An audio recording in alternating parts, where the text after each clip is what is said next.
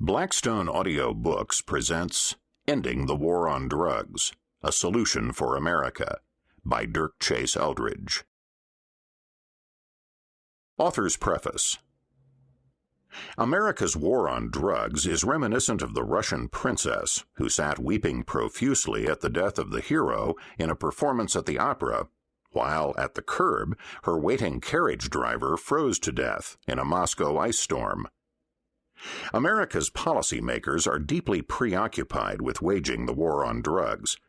As they pursue that effort, the destructive, albeit unintended, consequences continue to pile up like the icy snows of Moscow. Prohibition is the linchpin of our nation's drug policy. Prohibition has spawned, as it always does, a robust black market, which inevitably spins off many social pathologies and is a policy that can only fail because its objective, a drug-free America, is unrealistic and unattainable. When balanced on the societal scale, the dubious premise of somewhat fewer drug users under our present prohibitionist policies is far outweighed by the societal damage these policies cause. The United States has 5% of the world's population, but consumes 60% of its illicit drugs. The money generated to satisfy U.S. demand at economically unsupportable black market prices is the root cause of drug-related corruption of public servants, both at home and throughout our hemisphere. Our hard-won progress in race relations is threatened by the perception of many African Americans that the drug war is a racist plot. Our police, courts, and prisons are inundated by a flood of drug cases. Our civil liberties are being eroded. The AIDS epidemic is worsened as our drug war zeal causes us to continue, in most places, to forbid the availability of clean needles to injection drug users. Grossly inflated black market prices for drugs result in easy recruitment into the drug subculture of uninformed adolescents. Crime and violence accompany the illegal drug trade to the detriment of the guilty and the innocent alike. Like the Russian princess, the United States is so preoccupied with the present show that it is oblivious to what is going on in the real world. This book will focus on the crime, corruption, and other unintended consequences of our quixotic war on drugs. It will show the folly of our present approach and the need for a new direction: legal, controlled distribution of drugs, which will replace prohibition with harm reduction, not only for the user, but for the nation at large. I should state right up front that I am not an aging hippie or a liberal academic.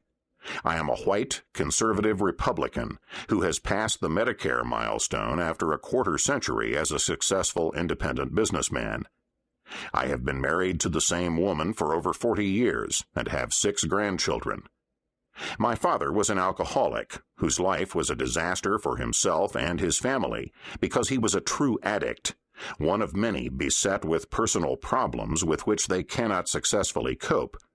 A man who unsuccessfully tried to assuage his demons with the mood-changing drug alcohol. My father lived through Prohibition, and it did no more to prevent his self-destructive behavior than drug prohibition has done for today's seekers of excessive mind and mood alteration. Because of my first-hand acquaintance with addiction, nothing in this book should be construed as being supportive of drug use. Excessive drug use, like excessive drinking and smoking, is dangerous to the health of the user and the citizenry at large. True addicts like my father have a problem that requires treatment by medical and/or mental health professionals. However, the drug war makes criminals of millions of otherwise solid, productive citizens who choose to use illegal drugs in the same way some use alcohol. These people are not like my father. They live productive lives and harm no one. The try and die concept promoted by the drug warriors does not square with the facts.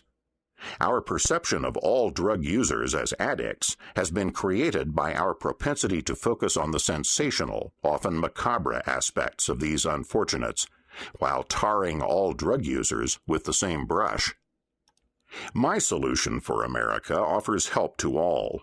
First, the creation of a state government-sponsored and enforced policy of distribution and sale of drugs, thus redirecting the profits from the pockets of the cartels into state governments, where, by law, they would be used to combat drug use and abuse. The crime and violence currently accompanying illegal drug use and sales would cease. With more funds for professional treatment of the addicted, and most of all, a unified American effort to expand drug education and research, our country could concentrate on prevention instead of prohibition. I am not the first, nor will I be the last, to point out the counterproductiveness of America's present drug policies, but the truth and logic of my position encourage me that my proposal will eventually prevail. Dirk Eldredge, Long Beach, California, July 1, 1998. Ending the War on Drugs.